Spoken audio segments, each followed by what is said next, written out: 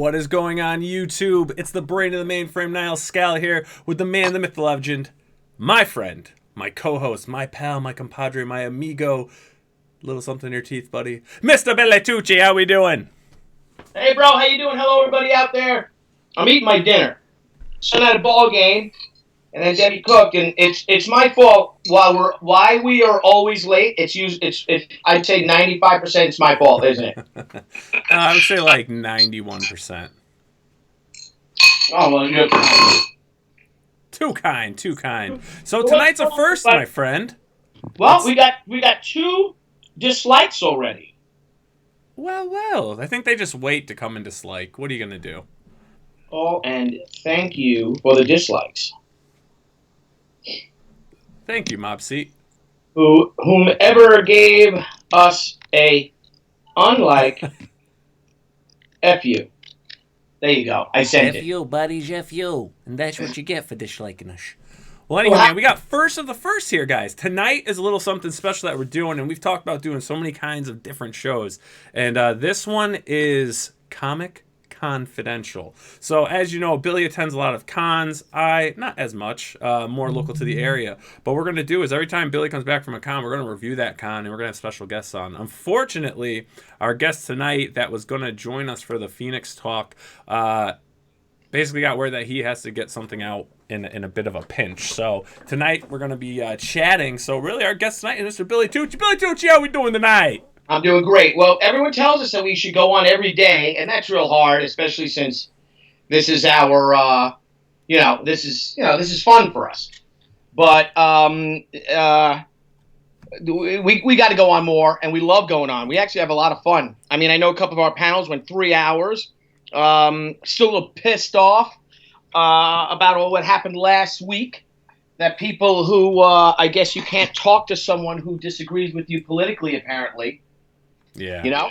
And also, but if you do talk to someone, then you immediately are identified with them, or what's that, support them, or you're exactly like them, or something like that? Guilty by association. Guilty by association was actually one of the things.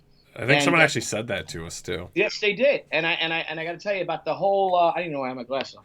Aloha, Bianca. Aloha, but also about the whole.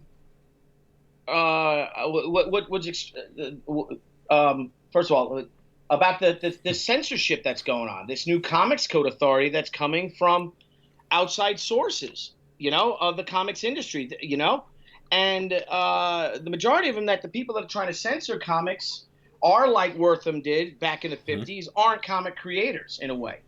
But then you do seem to have comic creators falling in line to echo that and to call for silencing voices of those who may not agree with you 100% on any given subject. But apparently it specifically all seems to be the politics and all. And that's just sad. That's just sad. It makes me sad, and it's a little infuriating.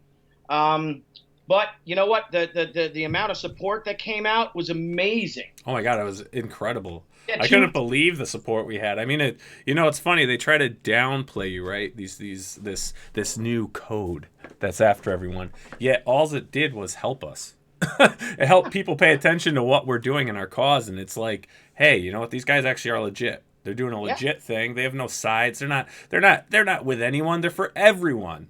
Right. And that's it. We're crowdfunding. You're Billy fucking Tucci. I'm Nile. This is Crowdfunding Comics, and that's all that matters. That's all that matters. And I am Billy fucking Tucci. F you if you don't like me. But anyway, but that was great. The outpouring of support, the YouTube videos about it that people were posting. I really appreciate it. Thank you all. I'm exhausted. Again, our guests couldn't go on our show because of getting something out. But also, we should probably do a convention review. Our convention reviews maybe on Wednesdays. Yeah, because there you go. Things are for attendees as well. I mean, sometimes it's fresh in everyone's minds, but I know, for the few days after a con, I'm just shot because, you go out. You got to pack, you got to ship your stuff there. You get there and you're working immediately. from 10 a.m. through 7 p.m. whenever it ends. And that's 3 days. Say the Phoenix Fan Fusion was amazing. It was actually it was 4 days, and they had a preview day 3 to 8 p.m. at night, and it was a great show. I'm trying to, usually people say what was wrong, what was this. Some shows don't have food for the guests. Mm-hmm. You should have seen the spread they had. It was amazing. They had being in Phoenix, you had one day was tacos. Mm-hmm. And beef and chicken and all that. I mean, huge spread, beautiful spread, desserts, little cakes, a little southwestern flair to it, if you will. Yeah. And coffee was always there all day because you kind of need that coffee injection. Yeah. They Billy, let me ask you a question. So, for a lot of people out there, when they go to cons, they don't get to go in that section. They don't get to go where the artists, the actors, and everyone kind of go to eat and migrate. What's it like behind the curtain? Well, a lot of times we don't get to go either. They don't tell us. But let me check. Am I lagging a little bit? Let me check if I'm on. I am on 5G. All right. Yeah. Sorry. And it's your feed's coming in and out.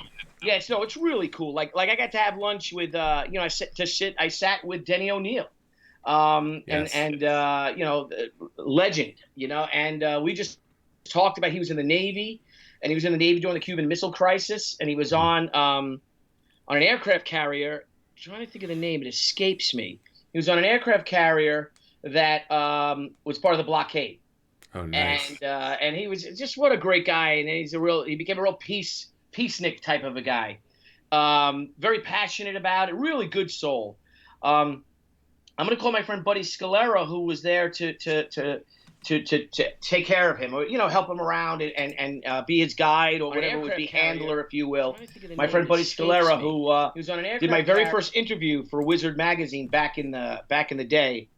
I'm going to reach out to Buddy and see if maybe we can get Denny O'Neil to come on, talk about Batman for Batman's 80th. Oh, that'd be fantastic. Yeah. So also saw a lot of great guests. It was a tremendous show. 2 years ago, if you guys remember, there was a dude that went and he wanted to murder the Green Power Ranger. Yeah. He had an arsenal on him. Yep. And my buddy Mark, his last name is Schweikert. He's a lieutenant, and his friend Steve McClellan, who's another Phoenix police officer. Mark is the guy that tackled him, and disarmed him. And but this guy came in with loaded firearms. He actually came in early. And for those of you that know with comic conventions, if you guys don't know, the shows are usually open early in the morning. So say the show is for preview night, which I guess the show opened at 3 o'clock that night or 5 to 8 or something like that on the first day. Mm-hmm. And this guy came in early, like through the when the doors are open, the exhibitors are bringing their stuff in, all that jazz.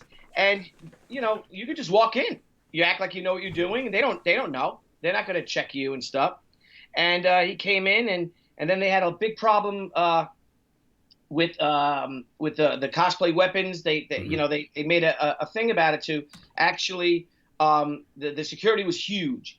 They ordered a great bunch of security, private security company, and they came in and they had their wands, they had metal detectors, all that stuff for everyone who came in. It was great, and the lines moved surprisingly well. Last year was a bit there was a bit of a hiccup with it just because they had done it before. I mean, there's 70,000 people at the show, and but this year they really tied it up nicely. Unfortunately, last year they actually passed along the cost of the extra security onto the fans. Oh, wow. And people did not respond well to that in kind. But this year, I think it was $35 for the whole weekend or something like that. The prices were great. Mm-hmm. Everyone seemed happy. I did a whole bunch of commissions and met a lot of new fans. What I find amazing is that now that I've announced with Zombie Sama and being out there through the crowdfunding comics and with She coming out with the launch in July for the She Indiegogo, and I might do Kickstarter too. I might do them simultaneously, buddy. You think they'll let you do that? I don't know. I think why not? It'd be cool. We should get like the CEO of Kickstarter and then the CEO of Indiegogo on. Yeah. So, but getting back, but how many new people I met, or how many old people I had met that older fans that haven't. They say, oh, and they came out. Oh, I see you're doing She. I see you're doing She. Yeah. And it was so great, so heartwarming. Signed a lot of old books, and how many people were so excited about She coming back? Because what we also did with She was, we were selling She the series, and I think we were selling around 30,000 copies an issue, and I was just burnt out. I got to be honest with you. The writing direction wasn't my character, really wasn't the character that I created, and I said, that's it. Let's end it. And so I kind of ended it when She was up there. People like it. So what's cool is you did now a Seinfeld. I did the Seinfeld. You did the Seinfeld. Get out on top. I did the George, tell a good joke, and I'm out. So that was cool. And but the show was fantastic. Everyone was so helpful. The volunteers were great. The staff was amazing. I got to moderate Brian Polito's panel for his 25th anniversary of Lady Death, which was a lot of fun. He streamed it, Facebook Live, and then I filmed it, Nile, in nice 4K. So hopefully. I started loading them up on my Dropbox. Yep. But we're loading up all the Zombie Sama files. We have our last go. The book is completely lettered. It's completely colored. The covers are all covered. We're waiting for the spine size from our printer. So Mindy Lopkin, our designer and letterer, can make a spine for it. Let's see. I got 2 boxes of rewards that came in today. I'm going to open them up. I'll open them up on camera because I'm not sure what they are. Oh, cool. So it's happening. So that is very cool. Yeah, and we love the idea of Zombie Sama is to get this book out within a 3-month window of when we did our Kickstarter. Almost, and it's basically, or Indiegogo. It's basically just like Diamond Comic Distributors does. Yeah. You see books in December, and in the previous catalog, you get to order in December. And then it'll be in stores in March. So, and I think it's a new way. And Brian was incredibly instrumental. I'm sorry, very instructional. It was an educational panel. It was a really passionate panel. And we came about with doing something special. And if you don't mind reminding me, I'll get to what I have to do this week and what I have to do next week. Yeah.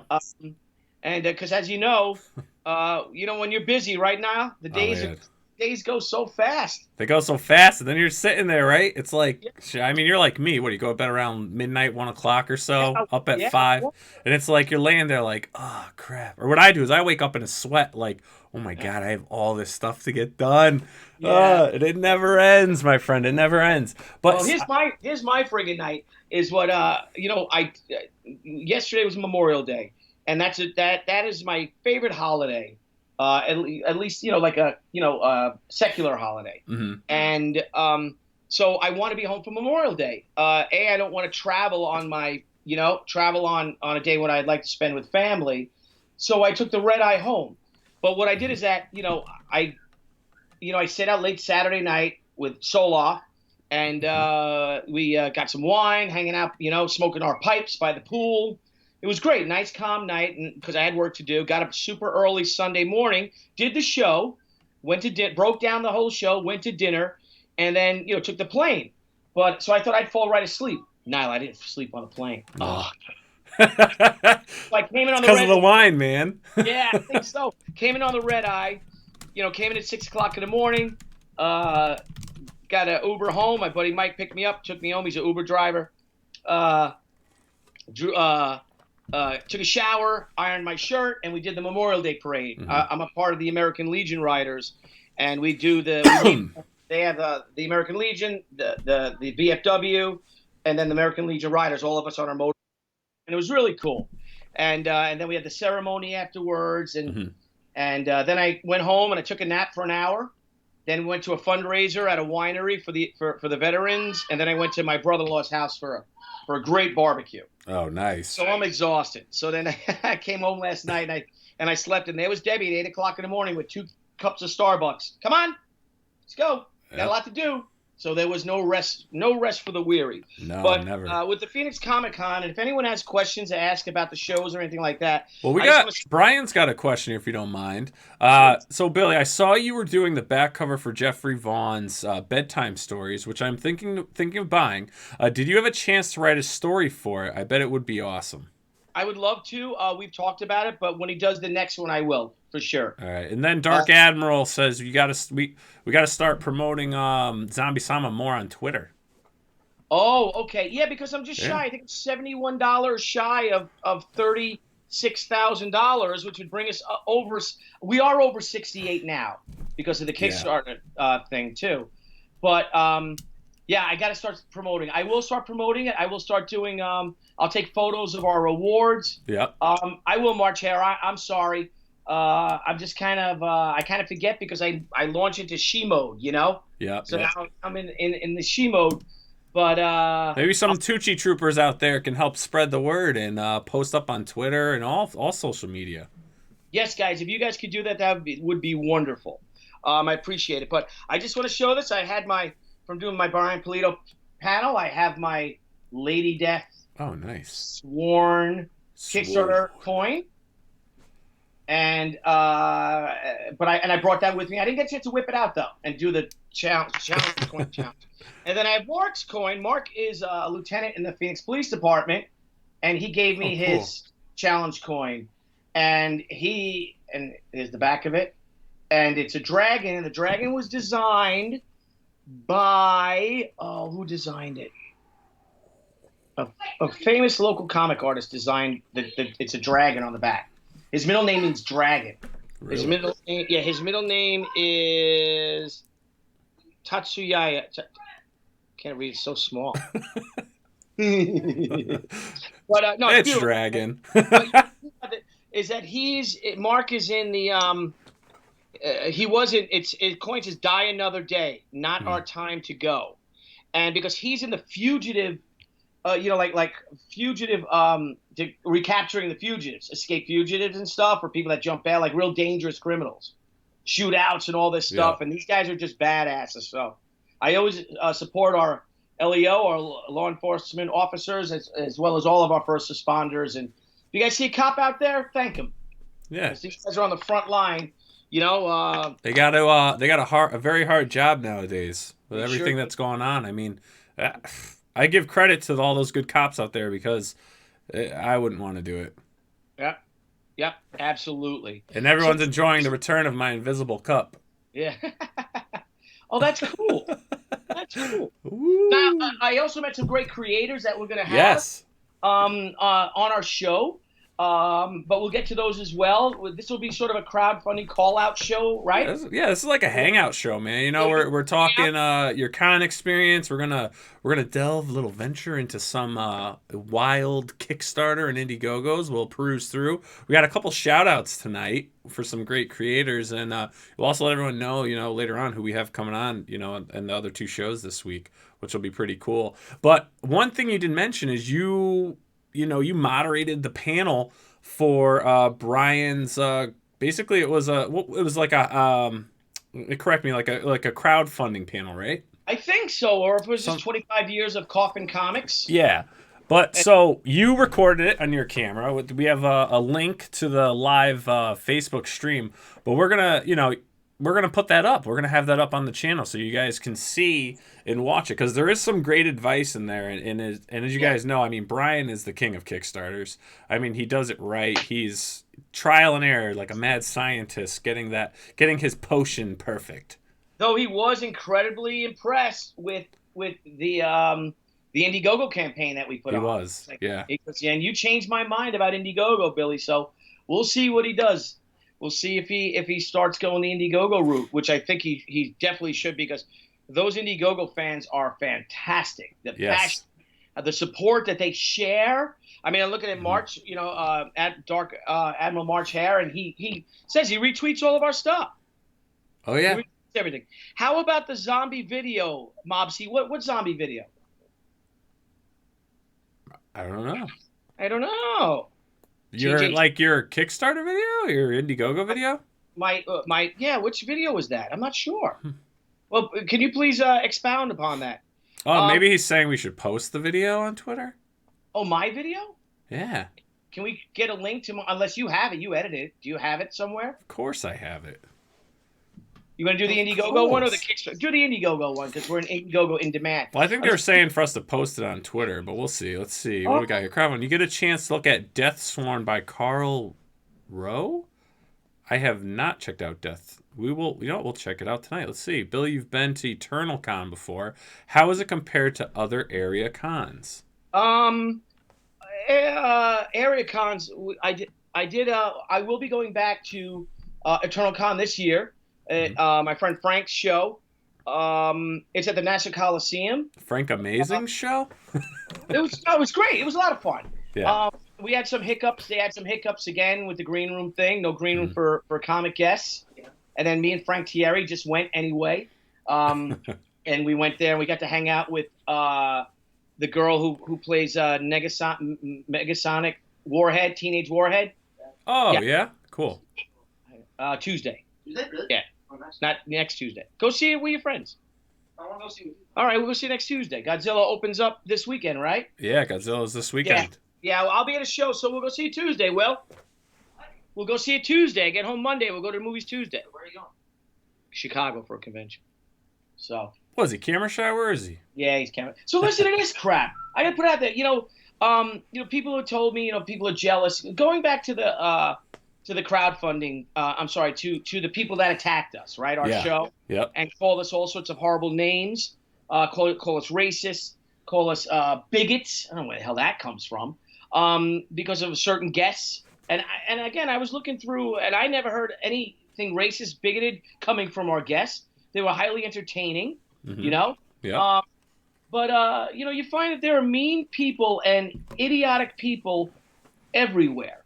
And I think this internet gives them, again, they become keyboard John Gottis. It gives them a new shield to spread that negativity and evil and jealousy or whatever. And that's what happened at the prom. My son William had his prom this past weekend. His beautiful friend Samantha went, as his date. They looked like $1 million. They had a great time. Yep. Some girl who was in my son's class, who is a member of their clique, right? Very negative, mean, bullying girl. She walked up to Sam and said, "How much did William pay you to come to the prom with him?" Wow. Believe that? And she laughed it off. She's like, "Who's that weirdo?" But it's like, out of nowhere. And my son's been nothing but nice to this girl. Really? It's just crazy. And it's just, maybe she was just a little jealous. And that's what we think, because she's liked all their friends. But Eternal Con this year, they're going to have, it's my friend Frank's show, and I love the guy. But they do got to work on their creators' relations. I said last year they didn't have a green room for the comic guests. So, but they said they will this year. If you're going to be a guest and you're going to use someone's name, to promote your show, and people are coming in to see those people, you gotta have a place for them to get a cup of coffee or some bottles of water, or order some pizzas or something. As opposed to other area cons, Kevin, my friend put on the show the Suffolk County Comic Art Expo. Yes. And it was a fantastic show. It was at Stony Brook University. It was small. He should have more room. The tables are only 6 feet wide, 6 feet long by 2 feet wide, which really isn't a lot of room. But it was great because he had such a great crowd that the room was packed. You know what I mean? It's a one-day show. It was a Sunday. But I would like for him to see if he can. And I get it. It's tough. It's expensive. But it would be great to get a bigger room, because the creators, the dealers, everybody, you need more room. You can't shoot people in there like sardines. But the food, Nile, my gosh, the food. Man. He had a spread, and the people went, the creators and the guests, and he even had dealers there eating the food. You know what I mean? Like, that's cool for everyone. Yeah. beautiful spread from pizzas to pastas to chicken, you know what I mean? To chicken salad, not chicken salad, but chicken and salad. Dessert, you know, it was amazing. He ran out of food and he went and he ordered a whole nother order of it. So he's building his show, and he threw all the money he made back into that show, and back towards his guests and his retailers. Yeah. Now, who actually runs that though? Who runs that show? Philip Russert. Philip Russert. Philip. Okay. Yep. All right. Yeah, I know Philip. And we could talk about this with conventions. Well, that's what I think we could do with this new kind of series we have, is not only talk about experiences, but, you know, get the guys that actually run it on here. Yeah. You know, talk about it. But I want to ask you something, because remember when, you know, we first started talking and stuff, and I'd ask you a lot of things because, you know, I was curious, you know, from the creator's standpoint, right? Yeah. What is the Comic-Con process? How does a creator end up going about it? Like a gentleman like yourself, what is the process for you? How do you get involved in it? How do you end up getting there? How does the whole process work for a creator who's invited? Well, you know, they'll invite you a lot of times. Most times now, they pay you an appearance fee, which is kind of cool, actually. Unless, like, Deborah's coming with me, my wife is coming with me, then I won't ask for that because they'll fly her in. But, you know, I've been doing this 25 years, so it's really, really cool that I get, you know, they invite you, they fly you in, they put you up in a hotel, they give you a booth, you know, for free. Again, if you ask for an appearance fee, they'll always pay an appearance fee. It's not a guarantee. It's actually an appearance fee. And you get to, you know, hang around with everyone. The South Carolina Comic-Con, which was in Greenville, I guess, South Carolina, they had, again, a giant green room with everything but alcohol. And I bet you said, you should put some beers in there. He would have got the beers. But we're there with all the stars, you know what I mean? And everyone's there having a good time. No one bothers anyone. So it's pretty cool that, you know, you have, I don't know, I'm trying to think, you have Graham Nolan sitting next to zombie number 3 from episode 2 of Walking Dead season 7. Yeah. But then he's got some great guests. He had some big name guests, and it was cool. And they enjoy it too, because so many of these guests really are fascinated by comics and love comic books.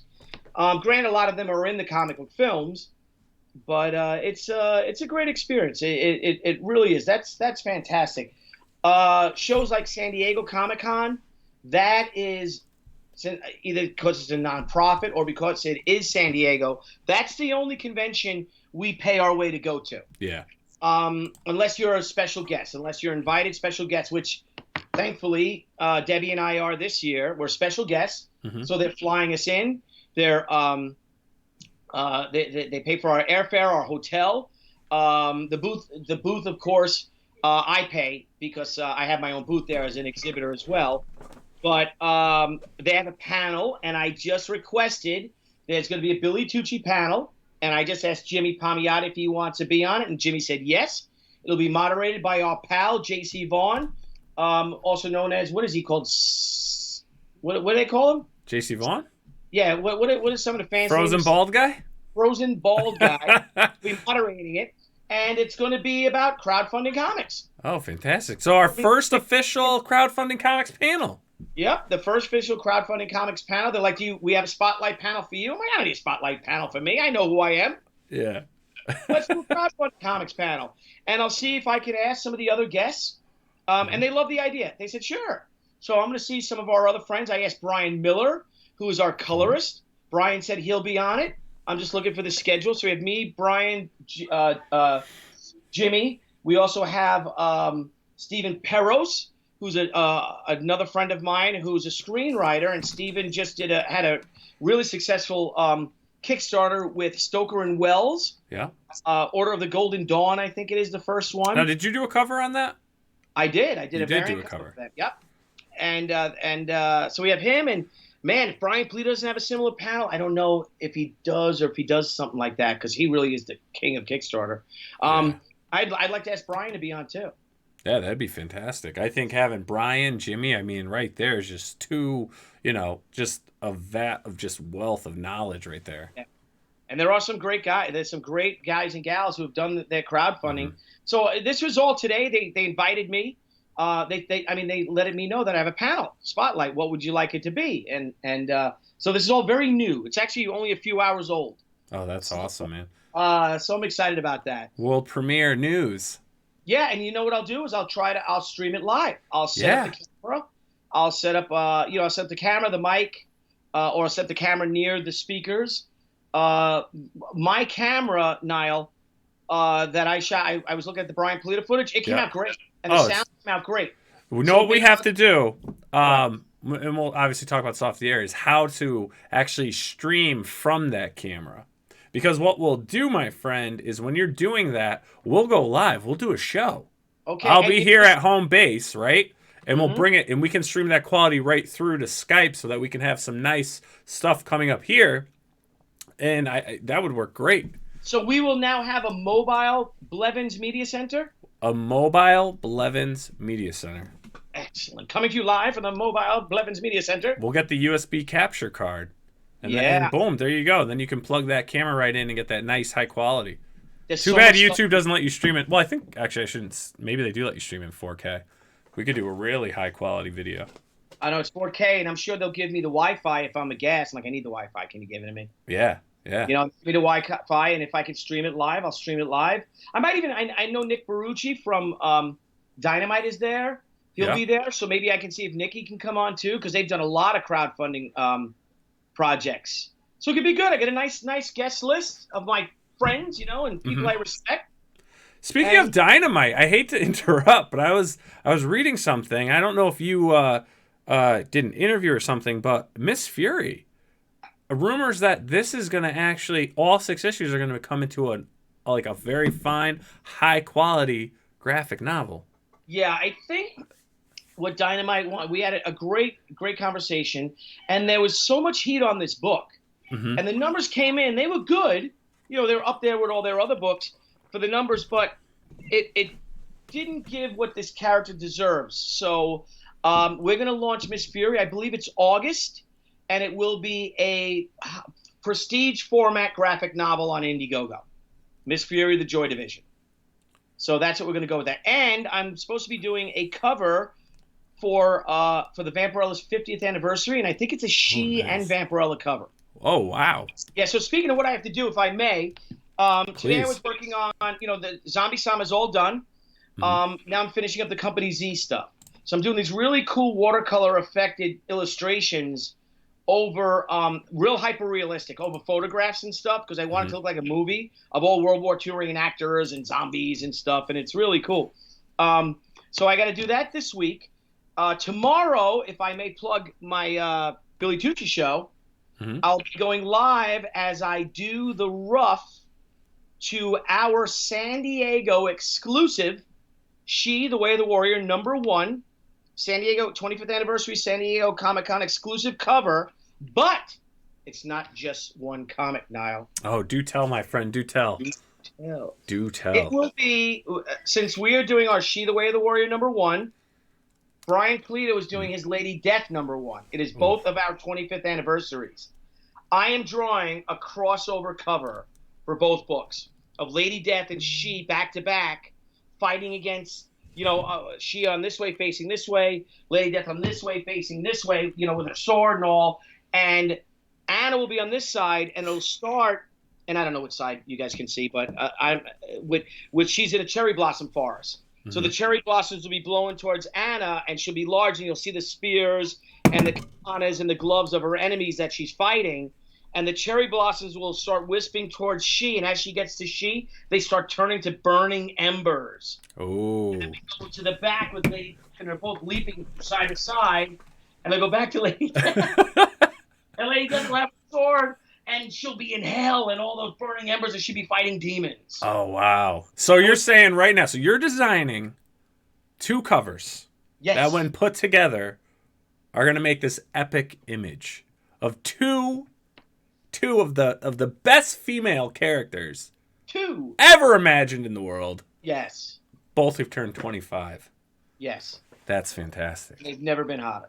Never been hotter. So it's gonna be cool that and Lady Death. I love the idea of the white alabaster skin of Lady Death, and then the red of the hell that she's fighting. In the red background atmosphere of hell, and then she being in red, and in this white light pink alabaster cherry blossom. So the covers will be really cool, and Brian will have his covers at his Chaos booth, and he's right across from me, and I'll have the she covers. Will there be a limited print number on these?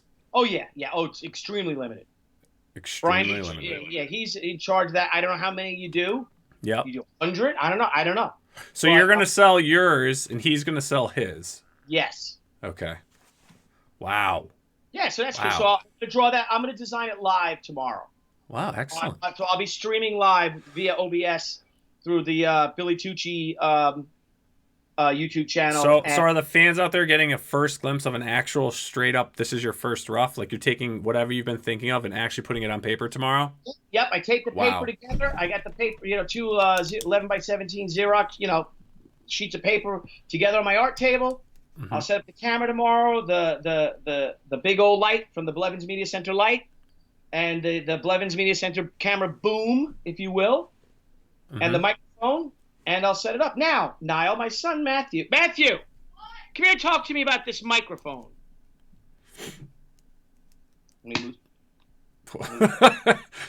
Sound like a mouse trap went off. It slapped the metal. Ow. You all right? Yeah. So I had the camera like this, Booby right trap. now? Yes. I had the camera like this. Sounds pretty good, doesn't it? Yeah. Matthew says I should have the camera up. No, not like that. Like this. Like Oh, this. the microphone up. Microphone like up. this. Look, if you have it like this, and you change the mode. Hold on. But I don't even know what a mode is. So this mode I'm a Gen means Xer. all the sound is coming out like that. Yeah, but what if I want the sound just to come? Does this sound Well, then any better? you have to put it on the setting so that it only picks up the front of the mic. You So- have it on the setting that's the So you want it on the circle. The circle is all around. The circle is everything. Well, how does it sound now? It No, sounds- the two circles are everything. The one circle is just the front. It's only picking up where your volume knob The is. heart-shaped one is. But I don't want everything. I want me. Me! Yeah, so put it on just the circle. It's the second No, click. put it on the heart one. The heart one means that all the sound's coming like this. The circle one is like that. It's No. like the circle one's all around here. Well, how's it sound? You sound fine, dude. Yeah, but I don't like this thing creeping up. No, because but it's it blocking sounds, my- honestly, can I tell you it's blocking something? My Techno Viking shirt. It sounds exactly the same, however you have it. So I would just put it to where your mic's not in the camera. Or you could just put it to the side like this and turn the gain up. All right, you know what? I'm the technical one in this family. You're really not. not. So anywho, Unidirectional or omnidirectional? How about one directional? My favorite band in the whole world. what's your favorite band? One Direction. One Direction. Big fans of theirs. Is this the show producer with you, Billy? I guess my show producer. Yeah. We'll have to ask. We'll have to ask Frank Amazing. There Anyway, you go. so okay, let's a la mode. Nice. Is this your show producer with you? Okay, so a couple of things, if I may. Got my notes. Your notes. Yeah. So what I did today. So today, I worked on the Zombie Sama stuff. I worked on the Company Z stuff. Yeah. Tomorrow I'll do the rough. Send it to what everyone will see me doing. And I'm going to send it to Brian Polito. And once Brian approves of it, I'll jump on it on Thursday. I have to have it done by next week. But Friday, I'm flying out to Comic-Con Revolution in Chicago. So that will be at the Rosemont Center in Chicago, Saturday and Sunday. And, and hopefully I won't get murdered there, because that's where the guy that wanted to murder me lives, in Chicago. Invite him out for a hot dog. Yeah, I guess so. Yeah, come on, get a Right? hot dog with me. Yeah, just get a hot dog. Let's chat. You take an end, I'll take an end. We'll meet in the middle. I'll throw him in the river. There you go. So anyway, I just want to thank you, Nile, for this. I know you were really super busy today. You weren't planning on coming on. But I'm like, people said, we had guests that we wanted to bring on, but just with, I guess, the weekend with the 7 pounds of mulch that you moved. 7,000 pounds. 7 pounds of mulch you moved. You know, My lawn looks great, dude. It looks great. But we'll give call outs, okay? Since we won't have a guest on. But as we said, people are telling us, because people are telling me at the show, you got to go on every day if you can. Yeah, they want us to go on every day. So, I mean, that's got to be a good thing. I mean, we're just, what is it, 2 months in a week we've had this show. Yep. We've done 20 crowdfunding comics episodes, you know, strictly dedicated to a guest. We've done a couple specials, you know, this being one, and we've got a bunch of new series coming out. And Frank Amazing came up with a great idea to add to this series with, I guess, incorporating some of that mobile studio. And what we'll do is we'll actually incorporate clips, you know, maybe even just walking, you know, go around the conventions and just film some of the stuff just to give people a taste, you know. I love it. Yes. Love it. And then we've got Talking with Titans. Yep. I and mean, we're working on that. That might even be a special Sunday show, but we'll see if we can figure it out, because we want to get Joe Sinnott on, and Joe wants to come on our show. Yep. If you think, and Alan Bellman wants to come on. I started, and his son Mark too, but he's got a grandson. And his grandson's like 17 years old. This kid's got to know how to set up Skype for him. Oh yeah, I'm sure. So we're gonna do whatever works best for Joe. We'll do. But Talking with Titans, I think is it's really special to me, my friend.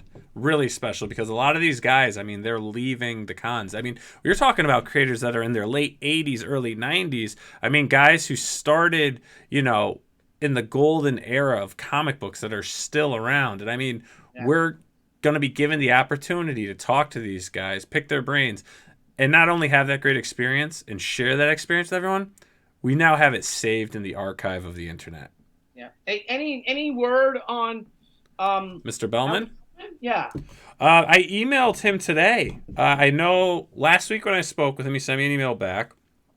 And he actually called me, and then I returned his call, a little game of phone tag. But I believe his wife is doing better, and he's looking to get on. He was talking next week, but I think it's gonna be more the week after next. Okay. Yeah, so if Joe works out, he'll be the first guest on Talking with Titans, and then Alan Bellman will be our second, and maybe if we can get Dennis on, that'd be great too. Muttman wants to know if we can get Steranko. Oh my God, Steranko would do it. Steranko? You never know. I mean, then we were even talking too about maybe even Roy Thomas. Yes, I'd love to get Roy Thomas. I got to call John Cimino up. Yep. To see if we get Roy on, and John's funny, so it'd be kind of fun to have John on God, too. he's a character. If you ever watched what is it, Comic Book Men, John was on that. Was he on with the costume, with the Spider-Man costume? No, he was freaking jacked up. I mean, freaking muscle shirt on and stuff. I forget he brought. He brought in the Hulk. The Hulk, like Stretch Armstrong from the 70s. Okay. I believe that's what he brought onto the show, and they didn't bite on the sale. You know who else was on the show too? Mitch Halleck. Mitch, yes, of Terrificon, our guy. He was on Comic Book Men, dressed up as Indiana Jones. Because if anyone knows Mitch, he is a huge, the biggest Indiana Jones fan I know. He loves the Rocketeer too. I owe him a Rocketeer. Oh yeah, you're out there. I owe you. Who doesn't love the Rocketeer? I got a Rocketeer hanging on the wall over here. Yeah. Hey, a few things, if I may. And thank you for that, Mutt Man. That is wonderful.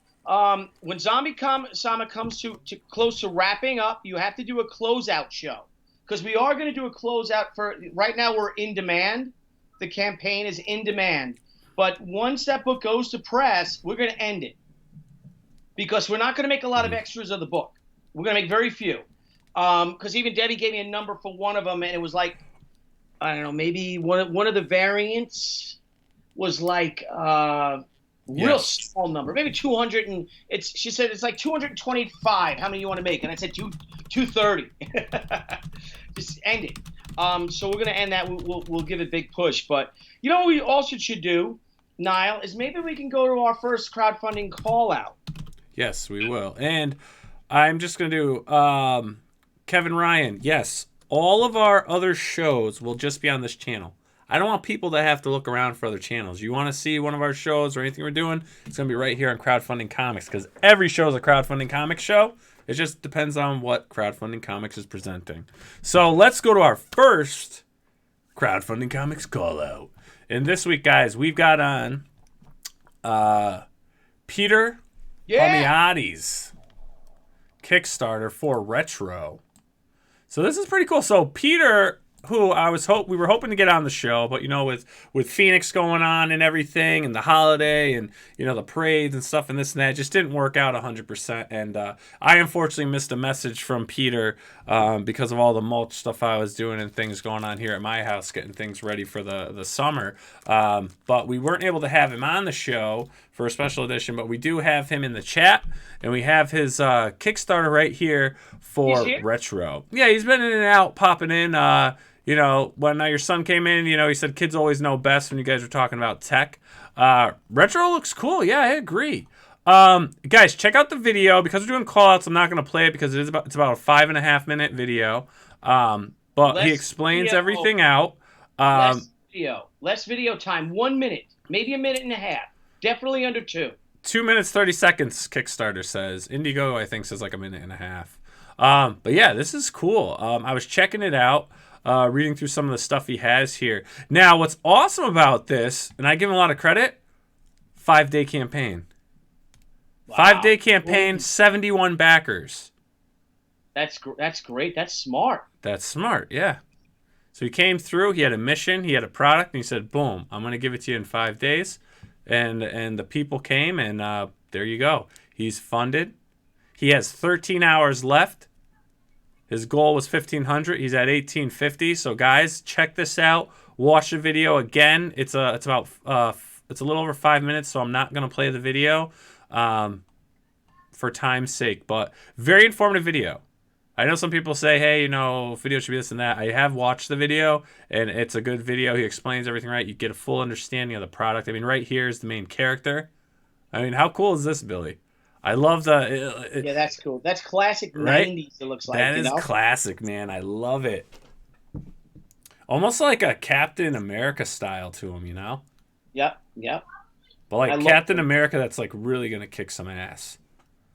And he doesn't need a shield. But yeah, so here's Peter right here.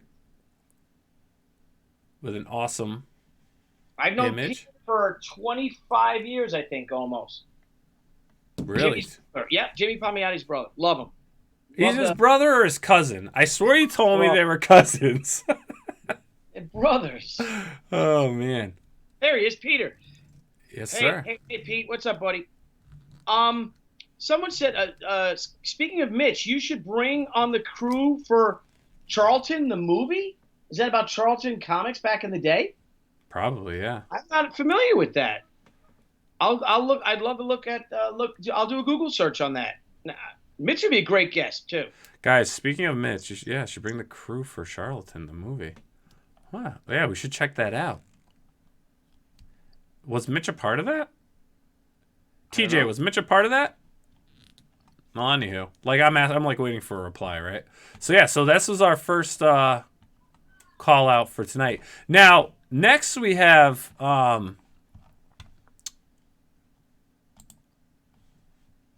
where is she? So, this is actually... We just got... someone reached out to us today. Have you checked this out? Yes. Gunship Thunder Punch. Oh, look at that. Look at the art in this. I mean, this was so cool. This is Brian Shearer? Yes. Brian emailed me. Someone actually mentioned him. So what happens is a lot of guys will then tweet us and say, hey, have you checked this out? Have you check that out? So this one came over and I said, oh, wow, this art is amazing. He's got 29 days left, too. That's awesome. He has 29 days left, 195 backers. He's already 131% funded. I mean, guys, you got to check this out. Gunship Thunder Punch. Unfortunately, there's no video to it, but, I mean, just look at the art. This is the art you were telling me about. You got to see this art. Yes. You see this art. I want to do this. Now, is Brian coming on? Did we reach out to them? Brian, yeah. So Brian emailed me. As I do, I tell everyone to come over. And you got to be, some guys, anyone that's out there, if you've emailed me, I haven't gotten back to you. I did discover a few emails that have been in our spam for some reason. So I've been going through those and responding back to people. But, yeah, so, doesn't this kind of feel like a little Graham Nolan? Yeah, but I love that. It reminds me of and that robot though reminds me of the Japanese Gundam, the Gundam guys, right? Or yeah Gundam Wing. the toys we had as kids and stuff. Shogun Warriors they were called. Oh, there you go. That art looks amazing. Yeah. And great looking gal. That's another thing. Make your make your characters. If you have a beautiful lead, she's supposed to be. Make sure you have someone who could draw a beautiful lead like that. If you've got a handsome guy that with chiseled features, make sure you have that. If you have someone whose character might look like me, just some dumpy dude, make sure that that artist can capture that too. Yeah. Don't all your characters look the same, but this is gorgeous. Isn't this awesome? Look how awesome those ships are too. Yeah.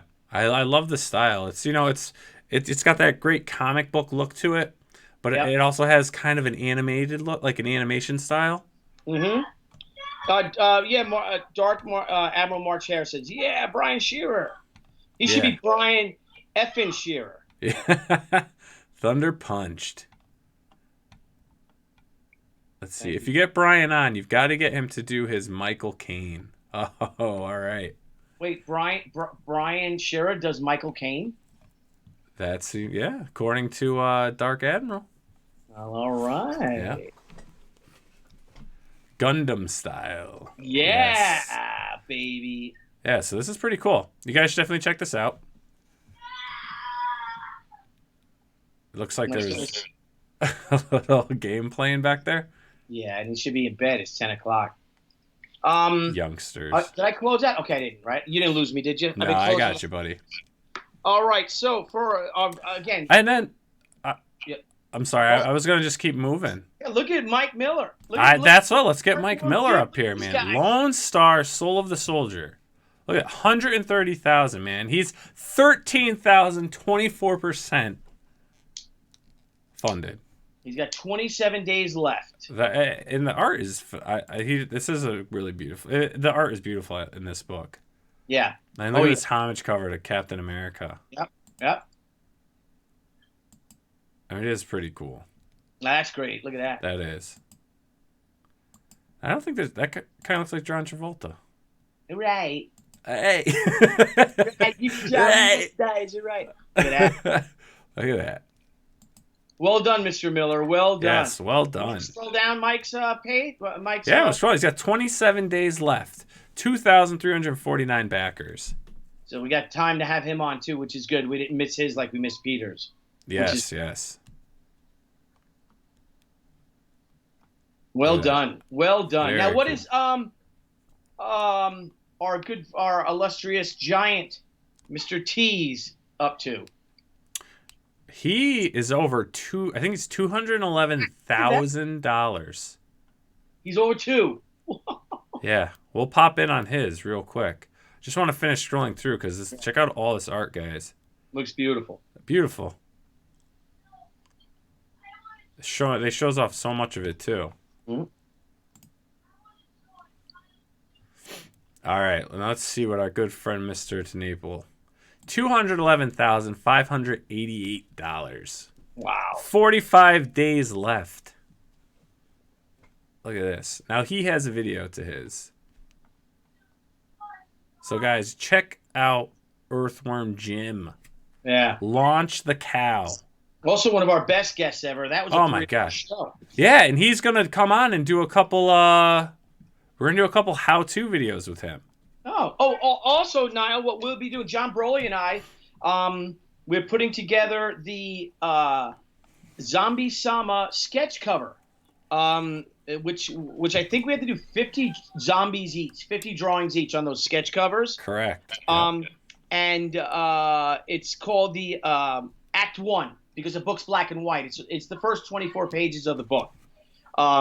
For the sketch cover, just because of the paper you want to use. If you want to use a really good sketch cover paper, real nice, thick, paper, paper you could draw on and ink on and all, you have to do it with staples. It can't be a 72-page book. But we're going to go live, and I want to get and we'll have the stream deck going with that, and we'll use the multiple cameras from the Blevins Media Center of John and me drawing our covers, our zombies. So that'll be a show. We'll do that at Crowdfunding Comics Show, okay? Oh yeah, definitely. So we're figuring that'll be an afternoon show probably. Okay. Well, If probably on a weekend, right, for John? well, Or well, I don't know. John's got real strange hours with his regular job, so it might just be a Tuesday afternoon or something, oh, there you go. or Yeah. Tuesday evening. But we'll see because Yeah, I know. we'll have to coordinate with him. Oh, Peter Palmiotti's inking a short story with Doug's Bigfoot Bill in it. Oh, cool. Cool.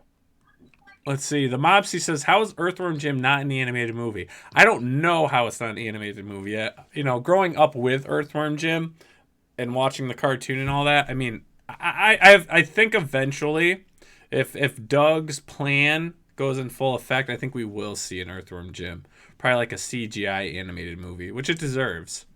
Good. It's a fun character. Absolutely. Let's see. Getting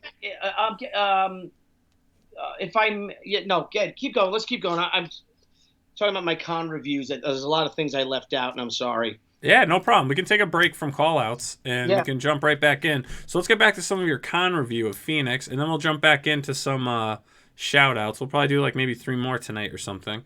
Okay. Oh, wrong screen. There we go. All right, my friend. There we go. Do continue. Yeah. Again, the convention was fantastic. They had a preview night was from 3 to 8 p.m. Mm-hmm. And again, it was packed every day. Thing with the show though is that it was on 3 levels, and they had the celebrities on the top floor. Mm-hmm. I think the second floor was the panel rooms, and then the third floor was where the convention was. I remember the show being a lot more packed and all, or just a lot more, much better energy when everyone was on the same floor. Yeah. You know, when shows are split apart, you kind of lose, I think, a sense. And I know it depends upon the facility, you know. Yeah. But again, if a convention can put everyone together, I think for the fans as well, they all like it because they can move from one place to another. And I was talking to someone who, the Hot Flips guys who sell the sleeves, you know. So people get the autographs. They can just go right to their booth instead of having to go downstairs to get, you know what I mean? Yeah. To get the sleeves and things like that, protectors, they can get it right there. But also, even with some art, you have artists there who may do a commission for someone, or if an artist has a comic book, say he's got a Star Trek comic, you know, Mm-hmm. and you know, Jonathan Frakes or whatever is there, they can buy the comic from the comic, you know, like, oh wow, look at his comic, you know, and they'll buy the comic and get him to sign it, you know, the actor to sign it. Yeah. Which it's nice if they're split up. You know, a lot of people do go just for the celebrities and they never get to the Comic Con floor. Yeah. And I know it's difficult because the convention's getting so big now, but that's my advice to promoters, especially those who are starting shows, your smaller shows. Put everybody together if you can. Yep. Yeah. Let me ask you a question. Now I mean, what, 1993? Was that your first convention? No, 94. I went to a convention in 90. You went to a convention. Was that the first time you ever attended a comic convention in 1993? When you went with your portfolio? Yes. I think I went to Star Trek conventions. I went to a couple Star Trek conventions, but Mm-hmm. I did go to a Comic Con. I went to one of the Phil Seuling Comic Cons in New York City in the late 80s. But then no, it wasn't. No, I started going to conventions in 93 and 92 because I wanted to get into the business. Okay. I did. So for 2 years, I tried to break into the business. I really did. How is it still a prominent thing to do for an aspiring comic book artist to actually bring a portfolio to a convention? You know, if you have publishers that are there looking for work. Okay. It's like I said, it gets so busy now. Like I had this great kid, you know, that I met, and he wanted to show me his portfolio, and I just got hammered with commissions and all right from the get-go, and I'm trying to rear back on my commissions. I really, you know, I want to just do them at home and bring them with me because I don't just enjoy the show. I'm having my head down the whole time, and I'm just scribbling away, and then I get stressed out, you know, if I don't finish one for someone. But yes, I think it's a definite face-to-face is always great, but you just have to check to see if they're doing portfolio reviews. You get a lot of the smaller companies, like say you get like Zenoscope, Big Dog, Inc. I know they're always looking for great cover artists and things like that. Okay. So yeah, but definitely, yeah, it is. But then with me, it really didn't work out for me, except for Brian Polito was the only one who talked to me. So I couldn't get anyone. You know, I even remember going to the Philadelphia show in October of '93 and showing retailers the colored pages of She, number 1. Mm-hmm. And I remember asking dealers if they wanted to look at it. You know, here's my new book coming out, and they all said no. Nobody wanted to look at it. So I don't know. Check to see if there are editors there, and also if there are publishers there. If there's publishers there, it doesn't hurt, because you will have DC Comics do a small show. I mean, you will see DC Comics at Heroes Con, which isn't a small show at all. But, you know, instead of having the big giant DC booth, they'll just have a small booth where a couple of editors go and things like that. Mm-hmm. So, but it doesn't hurt to bring it. But it's also a great place if you're an artist looking for work to go down Artist Alley and try to find writers. Because writers, you know, and maybe they're looking for an artist. Oh, that's a good point. Yeah. So, yeah, you know what I mean? So find out these guys who are doing their crowdfunded books, and you know, find and approach people, talk, get a dialogue going, you know? Yeah. So aside from that, I don't think they can put the convention, now that the Phoenix show is so big. I don't think they can put them all on the same level. Mm-hmm. The security worked great this time. It's a bit of a pain in the butt, but again, it's better than having somebody walk in with a shotgun, right? Oh yeah. But unfortunately, that's the world we live in. I mean, everything you're gonna need to go through security to go into your local McDonald's someday. Mm-hmm. It's insane. And you know, they had the bar, which was great. The hotel bar. Hotel was fantastic. I was at the Renaissance. A couple of us were put at the Renaissance this year, as opposed to the Hyatt, and it was great. What a beautiful hotel! Actually, a lot nicer than the Hyatt. Oh wow. Yep. So, but you know, thumbs up. Give it an A. Give it an A? Yep, give it an A.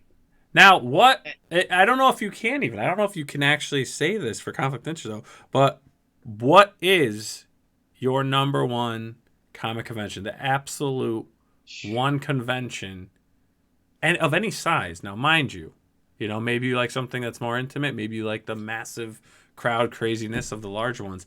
But if you're told you can only go to one convention a year. Oh, geez. I guess because it is work. It's business. I'd have to say San Diego Comic-Con. For sure. Comic-Con International San Diego, just because you have to go for work. New York Comic-Con is fantastic. Denver Comic-Con is amazing. Right up there with the New York Comic-Con. Baltimore, as for pure fun and enjoyment. With friends, I'd have to throw Baltimore in. Mitch's show, Terrific Con, with friends and just the con experience. Baltimore Heroes too. I mean, I love Shelton Show. Heroes Con is a real comic book convention.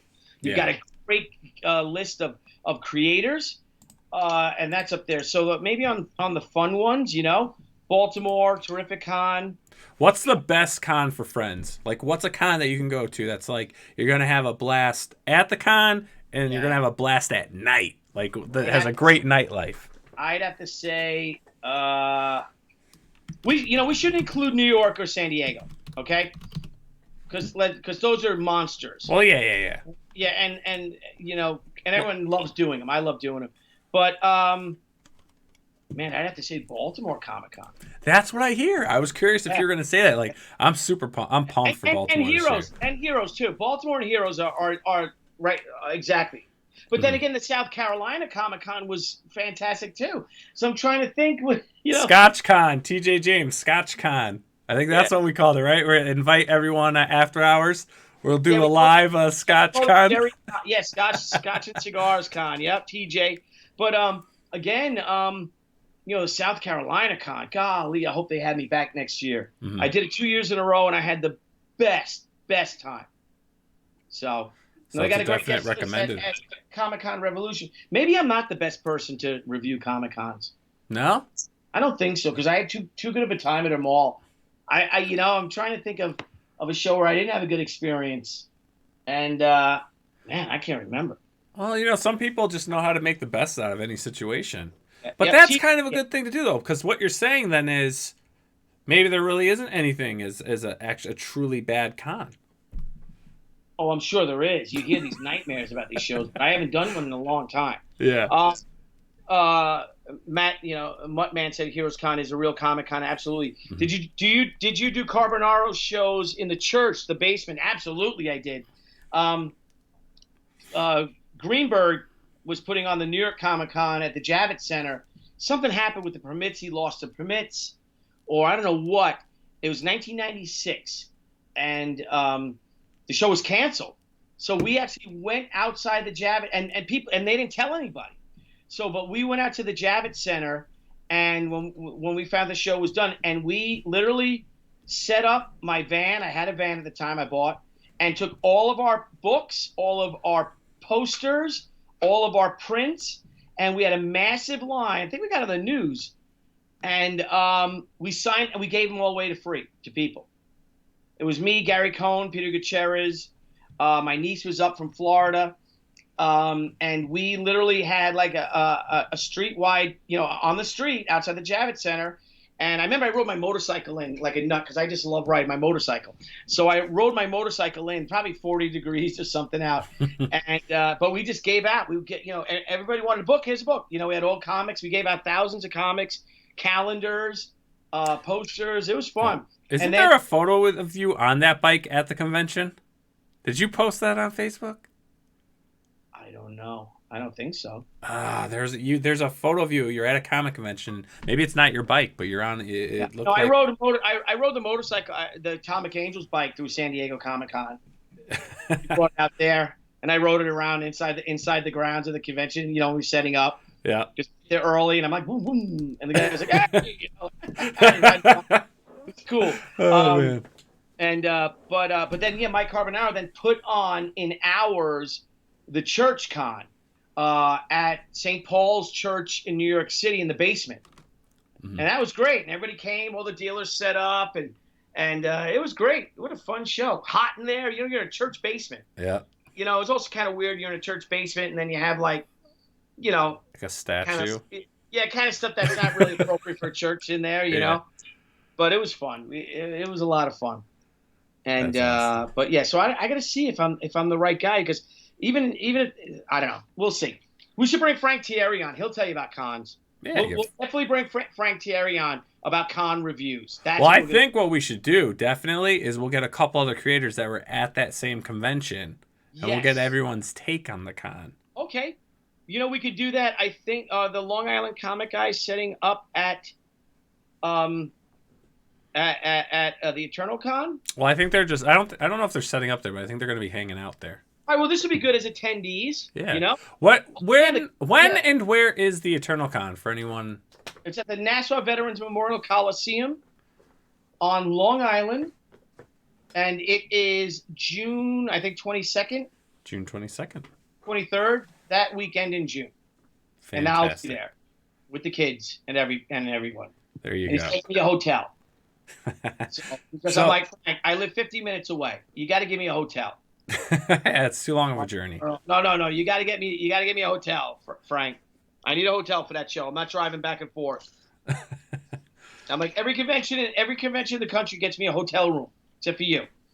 So Muttman asks you, what's the most lucrative Comic-Con experience you've ever had? Oh boy, ever had? Yeah. Oh boy. San Diego Comic-Con. Trying to remember what year. It was in the 90s, though, the late 90s, and I think we made. God, I think it made like $45,000. Wow. Cash. Like cash, and it was all books and posters. Wow. No original art, and he's selling $5, $10 books, and I think that's what we made. I think we made 48 maybe $48,000 we made. So do you fly home with the suitcases of cash? No, well, here's the funny thing. That my mother came with me. You know, my mother was there. Yeah. My mother wanted to go. My mother, you know, likes to play slot machines and stuff. So she's like, you know, Billy, I want to go to Vegas. Can I go to Vegas, Billy? So I'm like, sure, Ma. So I sent my mother and my nephew Vincent, who came to help me. I canceled the one plane ticket and got them a plane ticket for Vegas. And my mother went to Vegas, and then she was playing a slot machine, and she hit $20,000.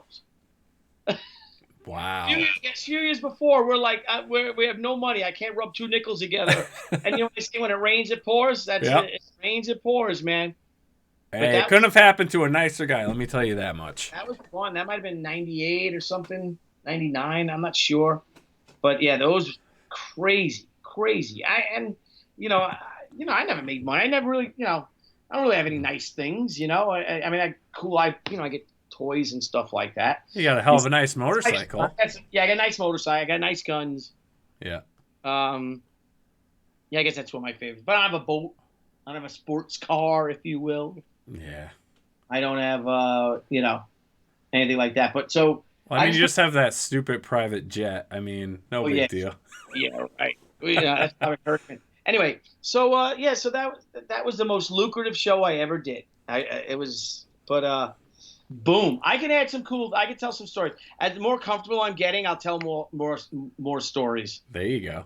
Con tables are so overpriced. I'd rather just stuff enough of my books into a backpack and sell them on foot, like a Shady Arms dealer, Reagan Lodge. Yeah, it's a good idea. Go door to door. Yep. But PenCon was good, but could have been bigger. PenCon? I don't think I've ever been to PenCon. Someone had mentioned about family-owned cons, like the Pittsburgh Comic Con, and that was in the 90s, 2000s, and all, and that was a great show. Yeah. Oh, Peter Samedi's joining us. Hey, what's going on, Peter? Hey, Pete. Yes, he knows my secret. Ask him if he wants to come on. Can we invite him on? Get Peter on? Can you make the graphics that quick or no? I could throw him into a screen, yeah. Hey, Pete, you want to come on? Pete, are you there? Pete, jump on Skype. We'll bring you in. We'll chat a little bit, and you can tell us some of your con experiences. Yeah. While we wait for Peter's response, why don't we show a preview of one of our guests? All right. And a little shout out. So Thursday's guest is Cal Jameson. And this, Shinobi Sasquatch Book 1, I have fallen in love with this art. Yeah. Absolutely fallen in love with this art. It's very similar to my style, better than what I can do. But I mean, just take a look. This is all. He has 3 days left. He's coming on Thursday. Super pumped. I mean, look at that. Ow. Yeah. I mean, I love just even some of the exaggeration in the characters, It's just awesome. And look at this. So cool. So cool, guys. Definitely check out Shinobi Sasquatch. He took the video down. Probably because a couple of us were like, oh, it's a little long. He should have left it. Yeah. Well, I'd like to do. Now we have and then tomorrow we have a guest as well, right? Yes. So tomorrow, Peter's packing up Indiegogo goodies, so he'll hang out with us in the chat. He's not going to come on, so we can't harass him. But just going through, guys. Seriously, check it. I'm like, I don't know, Billy. I'm just like, this is my book right now. It's gorgeous. I am in love with this book.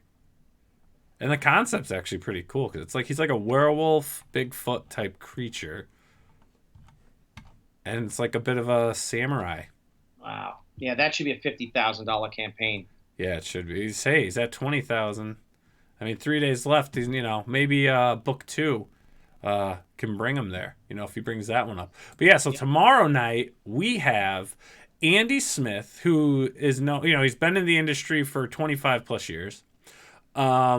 Was actually, Graham Nolan brought this up to our attention and said, hey, Andy's doing a Kickstarter, get in touch. So we did. And he has a really cool concept. I'm going to play this video for any creators out there who are learning the art of the illustrations. Check this video out of what he has going on. Hi, Andy Smith here. You might know me from my work in comic books over the past Can we hear? 25 plus years. I've worked for Marvel, DC, Image, CrossGen, and now Ominous Press, to name just a few. I've also written Drawing Dynamic Comics, which came out in the year 2000 and is currently in its 7th printing. My second book was Drawing American Manga Superheroes, and after that, I did the How to Draw Superheroes sketchbook. But enough about me. My new project is Dynamic Hero Templates. This is a book where I have pre-drawn 8 different male figure types and 6 different male head types for you to design your own characters over by drawing right in the book. See, when I was a kid learning to draw, I designed characters, but my drawing ability wasn't up to the professional vision, that I had in my head. So they never turned out like I imagined. Now your designs can have a professional look by drawing over these templates. This book is perfect for young kids and adults that like to create characters but might not have the skill level to, give the figure drawing a professional look. All you need is a pencil and your imagination. Now you don't have to concern yourself with drawing properly proportioned figures. I did that for you. You just let your creativity flow and add costumes of your design over the pre-drawn figures, whether it's superheroes, sci-fi, alien, gaming characters, movies, anything you can imagine. There are 3 pages of each character body type and head type, so you have more options to play with. The book is 8.5 by 11 and 48 pages on heavy stock paper that is perfect for pencil and pen. So, please pledge now and help me bring this book to life.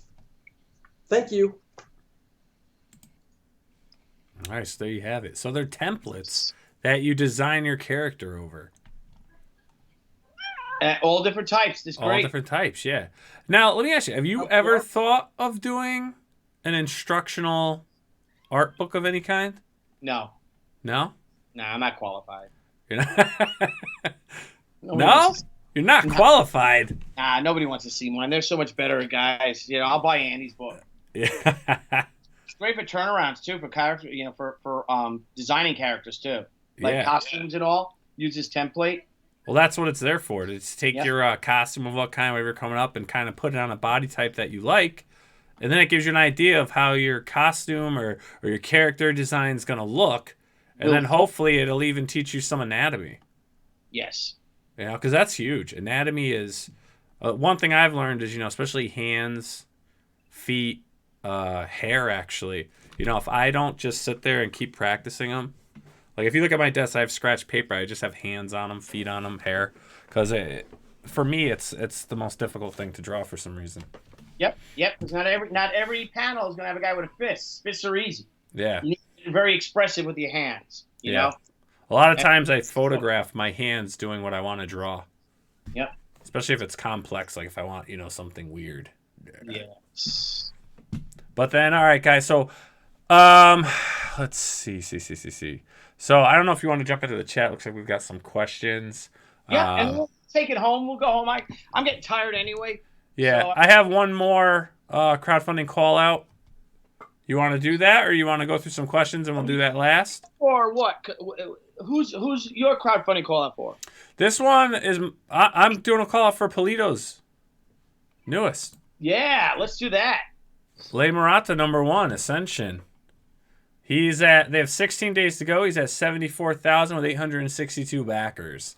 Again, guys, the amount of time they put into these projects, the care they put in selecting the artists, the time they spend editing and reviewing their scripts for the books. Just, top-notch quality books come out of Coffin Comics. Yeah, I was sitting next to Joel Gomez and the artist, and he was phenomenal. And Beth, his wife, who's the colorist, I believe, on it. Yes. And what a great guy. You got to see the commissions he was doing. I was like, oh my gosh, look at this guy. What coolest people. You know what I like, though? And Brian brought up a good point. And, for any aspiring creators out there, there's a lot of forums and things you can go to. There's a lot of ways to find artists. And not for nothing, but there's a lot of talented South American artists, Mm-hmm. Brazil, all that stuff. I mean, these guys. I mean, they're I mean, you know, Billy. I mean, I'm trying to even think of the words to describe some of the work I've seen. San Diego. What's that? But no. I'm going to start partnering up with these with these hang on. Beth, his wife, is not coloring this book. I think she's doing she does the colors for Lady Mechanica. You ever seen that? No, I haven't. That's his book. Oh my god. I'm like, you get like, he self-publishes the book. It started off at Aspen, and it went and it's amazing. Steampunk. She's a Victorian steampunk detective. Oh, very cool. Really cool. Excuse me. It's me. I haven't slept. But maybe we get Brian Polito on again when it comes to the end. Yeah, I think we should try to get him on the last week. I mean, it's 16 days left, so I'd say like maybe try to get him like in the next 10 days or so. See if we or 50, about the next 10 days. Yeah, but I want to start. Like, Brian introduced me to Court, the art rep, who reps a lot of those South American artists, and Court just sent me portfolios of all these guys and gals, and I was just blown away. So I'm definitely going to be using them for the Return of the Warrior series as well. Oh, fantastic! Yeah, and Brian Miller is our colorist for the book. Mm-hmm. So Brian all agree, all on board for that, and we've got our special variant covers coming out, and I can't wait to post them up in the next few weeks.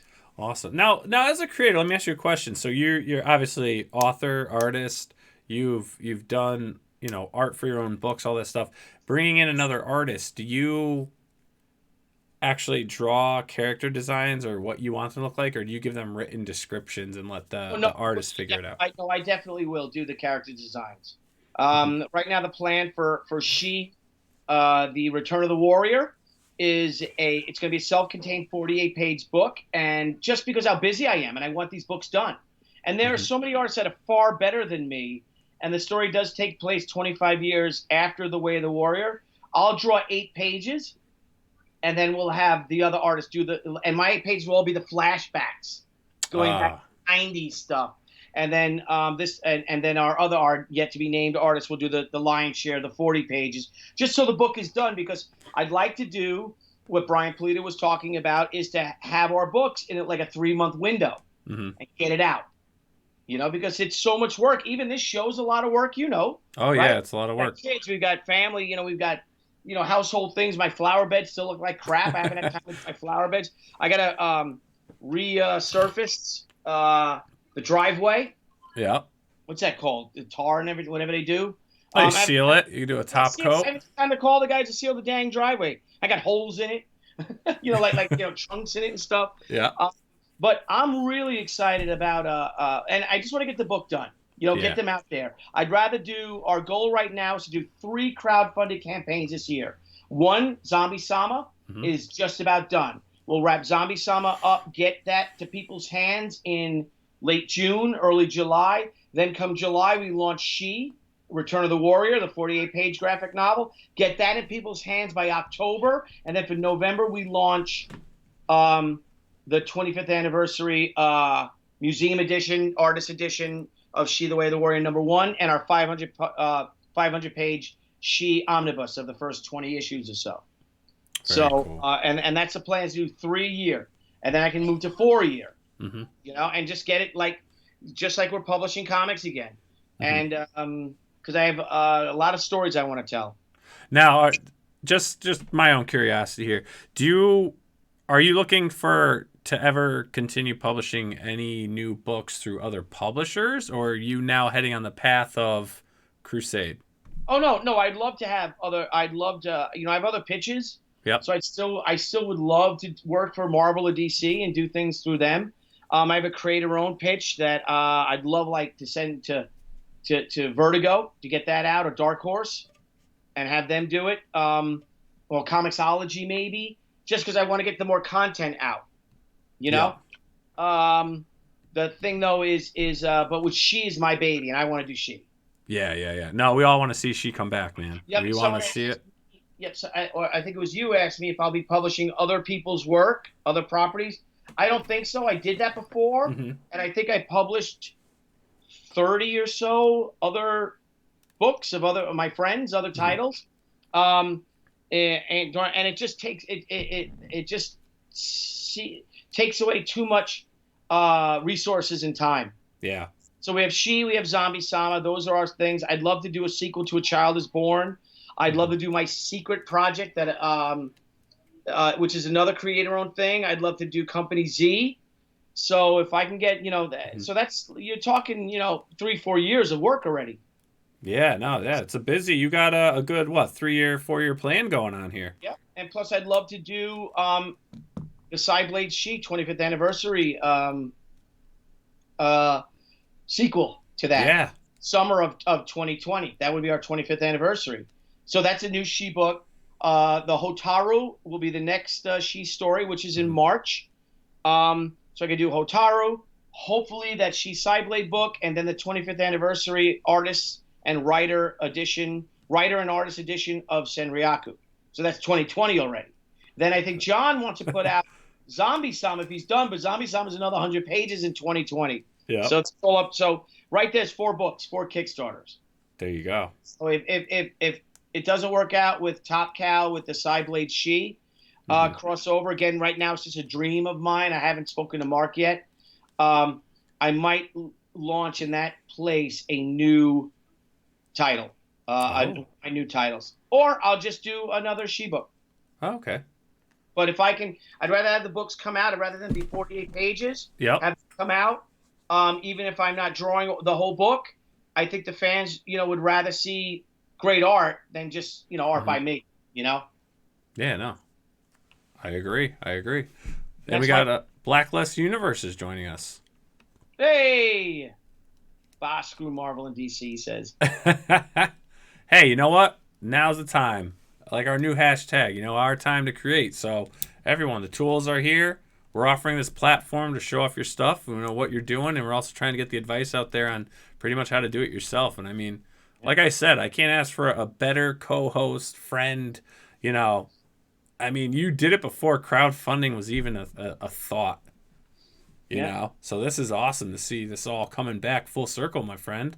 Absolutely. And I see Lee Ditworth's there. Hey, Lee, it was great seeing you this weekend. Great hanging out with you. Blacklist Universe, Mike, the book looks fantastic. You're killing it.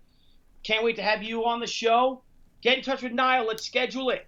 Yeah, man, let's get you on. We did a shout out to your book. Great art. Now, next week we have another person, and this is I think his campaign is in demand right now. I believe it is, or maybe it's not, but his name is Preston Poulter, and he created White Lily. And White Lily is a story, and this is something I'm so... let me bring that up. I'll bring that up. And even if I have the first 3 issues, I think he's doing the 4th issue now, part chapter 4, and we know it's you, Mike Miller. What did Mike he says say? Billy forgets this is Mike Miller. We know who you are. I just said, Mike, your book looks fantastic. Get back to that date. What's the matter with you? Let's do it. He's messing with you. But okay. So White Lily. This book is about the leading a Soviet aviatrix fighter pilot, the highest scoring fighter pilot of the Second World War, a female fighter pilot of the Second World War. And this book is just gorgeous. And Preston's a really interesting guy. Fantastic ideas, great stories. And the art is just amazing. He's got these dog fights with these Yak 1 up against Messerschmitts and what is that? Is that a B? Yeah, it looks like an F model. Yeah. Now this is a true story, though.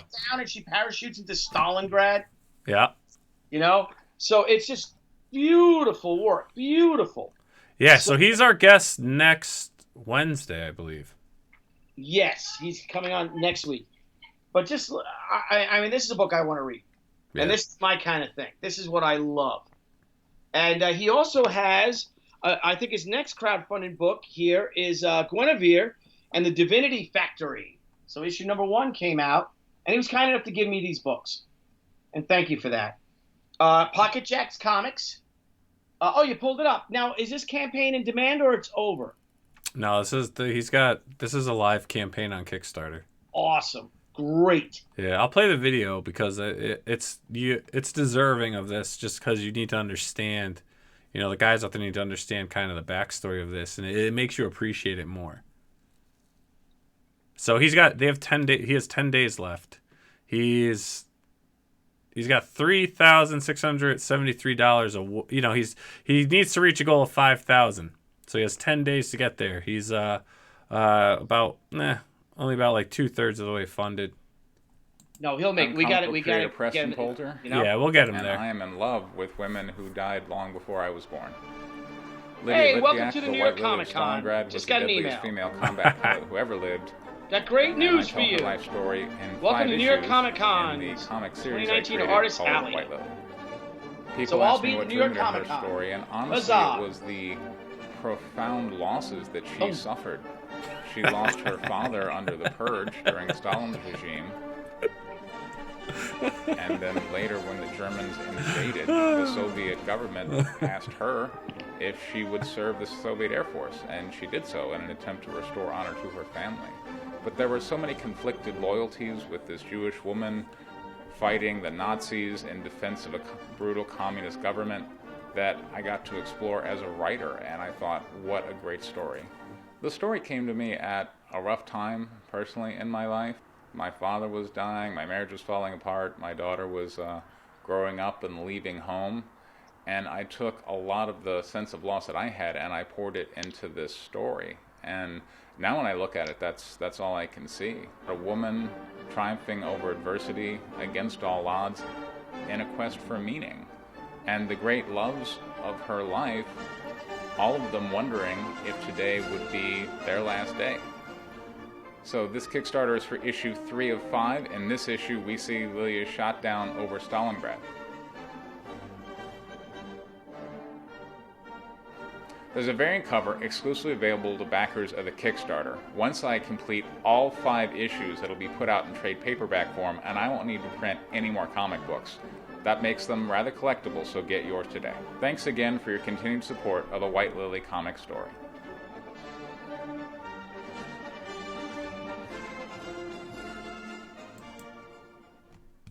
All right. So that right there. See, this is what I'm talking. 73% funded. I said 2/3. But this is what I'm talking about. You see the quality of that video. I mean, that to me, when guys are doing their crowdfunding, obviously everyone's budgets are different, skills are different. But a video like that, where you get a little intimacy with the creator, you're seeing them face to face, talking about their book, and just having some great images, some animation. That's going to be one of our how-to videos. Yes, on how to make a great video. On how to make a great video. Guys. We should bring the guys with the best videos on, if they can come on for a few minutes even. Oh, definitely. Even if they come in and out, talk about their video, and they leave. Yep. That's it. So this is going to be our guest for Wednesday of next week. So that's a little preview for you guys. But yeah, check it out. Let's help him get to 5,000, man. Let's see this book come to life. All right. Any questions before we go? Billy, you are freaking awesome. LOL. Eric Hawkins. Frankie Fat Hands. Better late than never. Well, welcome, man. That is a great promo video, Mob Seat. You just run, I'm sure. Fat Hands. Frankie Fat Hands. How you doing, buddy? How you doing, Frankie Fat Hands? How you doing? Hey, Frankie Fat Hands. How you doing? All right. All right, everyone. Since I can't see what I do? I lost the link. I mean, not the link, the page to read. The chat?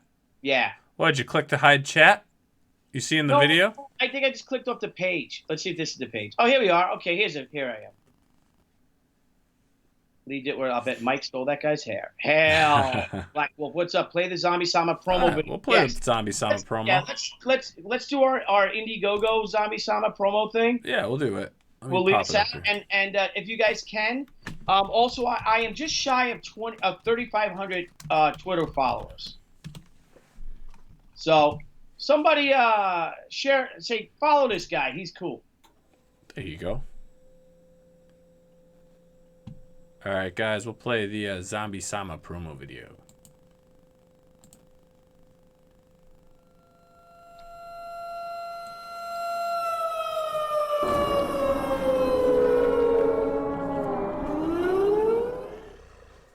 Greetings, comic book fans, zombie killers, and Toshiro Mifune lovers all across the world. It's your old pal Billy Tucci coming to you live from my studio, where I am so proud to announce our very first Indiegogo comic book campaign, Zombie Sama.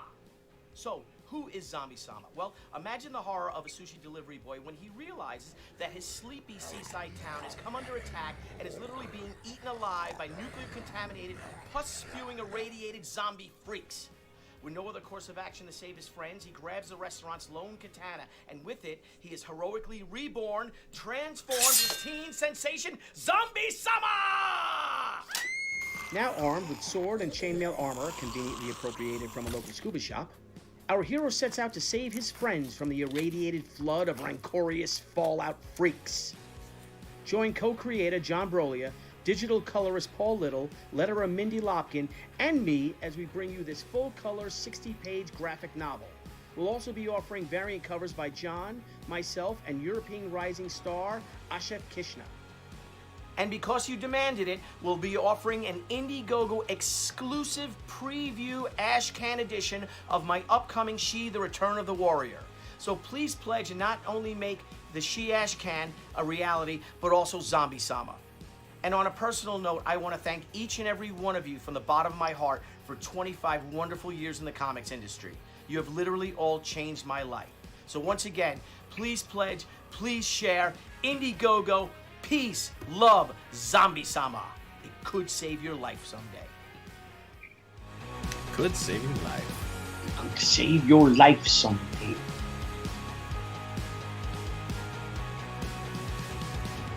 There you go. All right. Thank you. And thank you, my friend.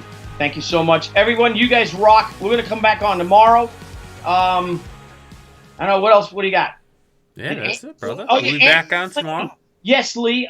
Anthony said he will come on. He's wicked busy, if you heard. But we got to get Anthony Delaney on. Yeah, we do, because he's got a great. He's got such a good following on Kickstarter with the Changeling. I think he's up to was it issue 5 or 6. It keeps getting each campaign he had is bigger and bigger, and on top of that, he is becoming the go-to guy for printing books. Yes, a lot of the indie creators are going to him to have their books printed. Yep, and he's a great guy, and we got to get him on. We got to schedule him soon. Yes, I was talking to him last week. I'll reach back out to him and see when he wants to come on. So I'll reach out to him too, because he'll be printing the She Ashcan, the She Return of the Warrior Ashcan, preview Ashcan. Oh, okay. And he'll also be publishing the Zombie Sama Act 1 book. Oh, so perfect. I've got to get him those files in the next few weeks.